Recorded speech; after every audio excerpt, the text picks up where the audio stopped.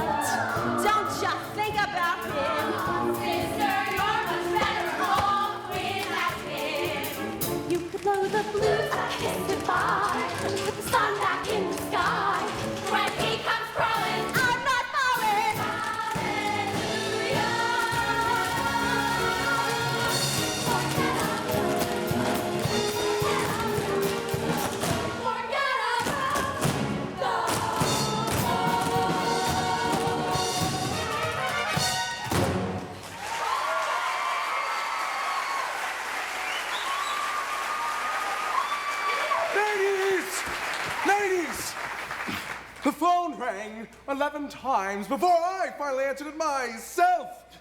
Not pleased, not at all pleased. Where's Flannery?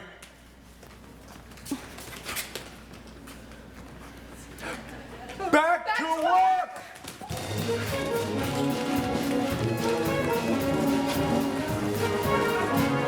Not so fast, John.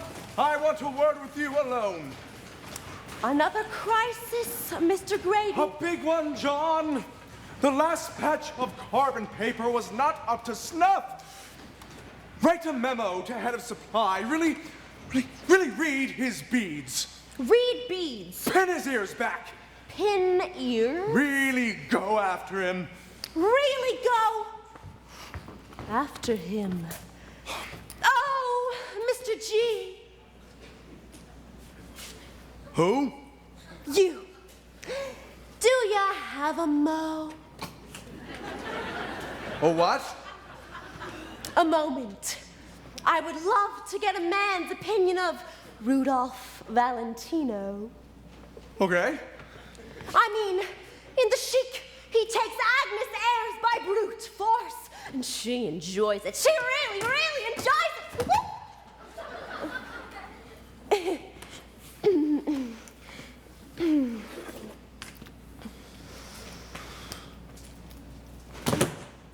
So, Mr. Graydon, what is your opinion of brute force?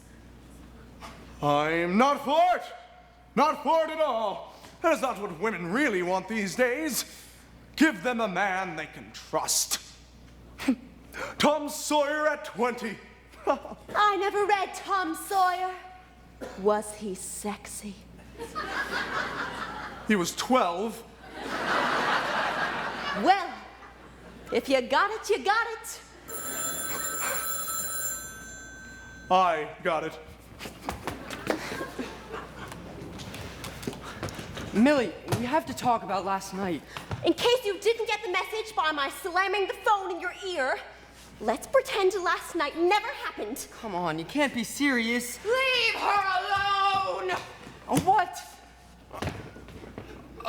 Lovely elbows you have, Miss Flannery. From my mother's side of the family, the Boggs girls were always noted for their elbows. I can see why. My body was always partial to them. Then again, you and he are so much alike.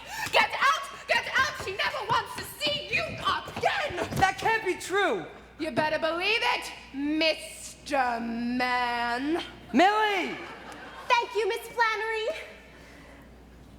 Peg. Peg.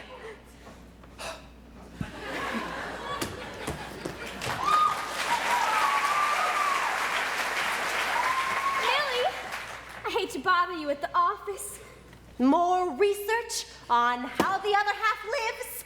I had a taste of it myself last night. At Muzzie's party, you mean? Wasn't it heaven? Who knew how soon I'd be plunged into the depths of Hades?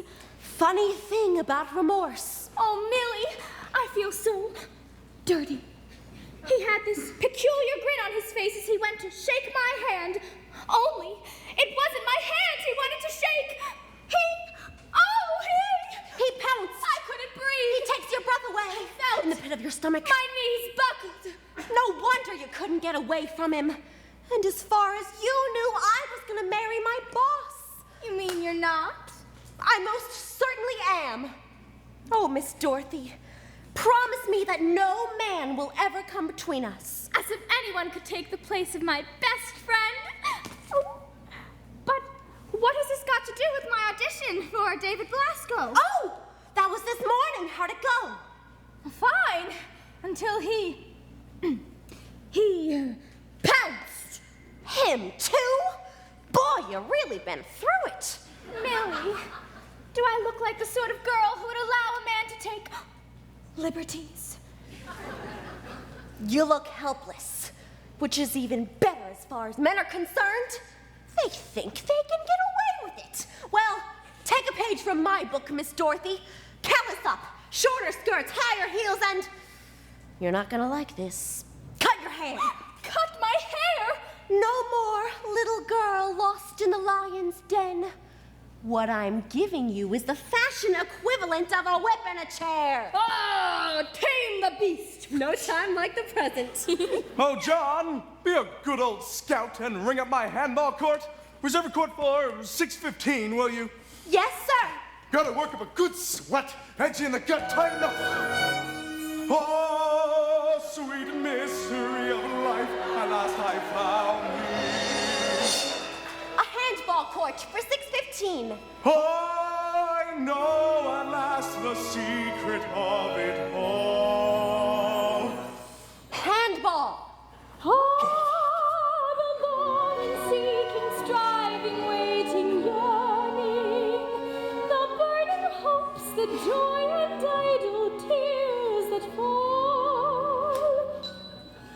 Can't you do better than that? I'll hold. I've a very strange feeling I never felt before. It's a kind of a grind of depression. My heart's acting strangely, it feels rather sore. At least it gives me that impression. My pulse has leaped madly without any cause. Believe me, I'm telling you truly. I'm gay without pause, then sad without cause. My spirits are truly unruly.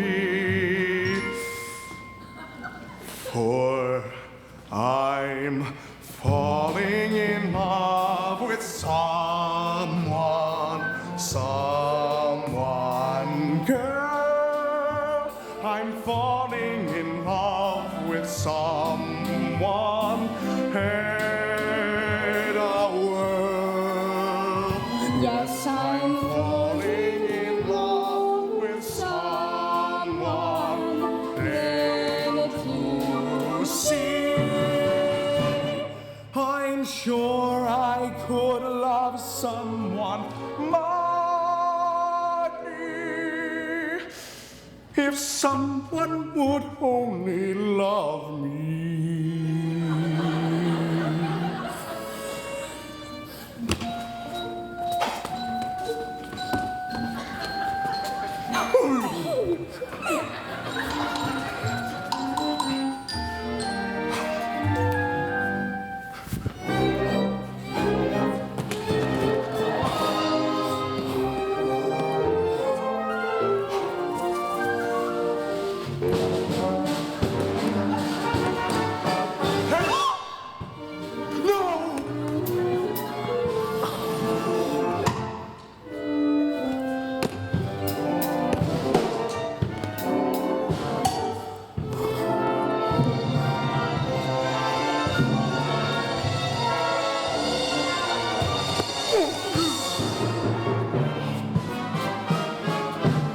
Yes, I'm falling in love with someone plain to see. I'm sure I could love someone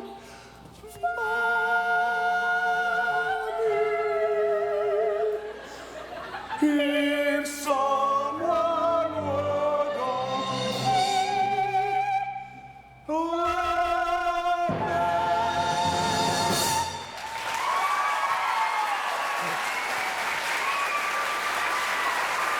Thank you. Oh, did you two meet? Mr. Graydon, this is my friend, Miss Dorothy Brown from the Hotel Priscilla. We'll be spending my lunch hour at the Madcap Beauty Spot. Miss Dorothy's going to have her hair smartly bobbed. bobbed with your beauty. Mr. Graydon, behave. I bet you could make the moon and the stars behave. Miss Dorothy's an actress, and I thought with the way the theater You is wouldn't today... rob some lucky skiff of playing with those adorable curls, would you? I only thought if she cut her Chuck hair... it, John, just chuck it. Mr. Graydon calls me John. Miss Dorothy, I'm going to take you to dinner and try to talk you out of doing mankind such a disservice. May I take the liberty of asking you to dine? You may. And afterwards, a bit of vaudeville at the Hippodrome? Well, that is if the comics are not on. They're humoring it all together quite too ribald for a lady's ear. Perfect. Millie, I think I'll keep my curls at least until tonight. Instead, I'm going to find a suitable frock for this evening. 'Twill be gilding the lily. Hush, Mr. Graydon. Trevor, Trouble. Till tonight. 7:15. Sharp.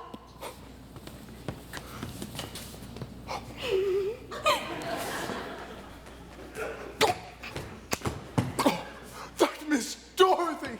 Great Scott, that Miss Dorothy! Pretty as a peach and skin to be banned. Perfect little Pippin. Perfect.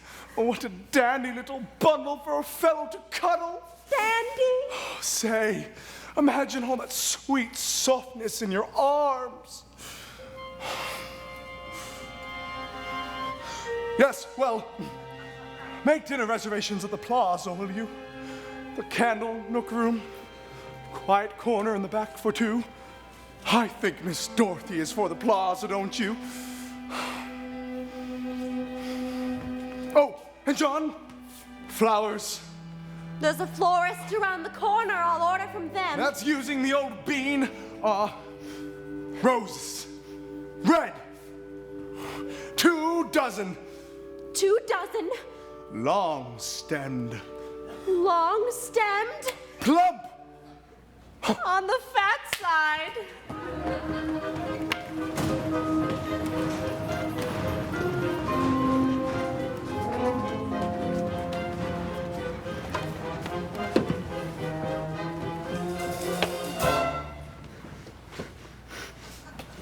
Psst! Millie! Out here! For God's sake, Jimmy, what are you doing? How else can I get to you? Old Elbows has every door barricaded. She says you never want to see me again. That's what I told her. Well, take it back. Or I'll jump. Jimmy! I'm in no mood for this. It's been a rough day. Can I help? I don't know. You need a stenog? Mr. Graydon isn't available anymore. It seems he's lost his heart to... Talk about your tangled web. It seems Mr. Graydon's fallen for a friend of ours. Miss Dorothy? Well, I'll be... Bitter? No, Jimmy, don't be. I'm not.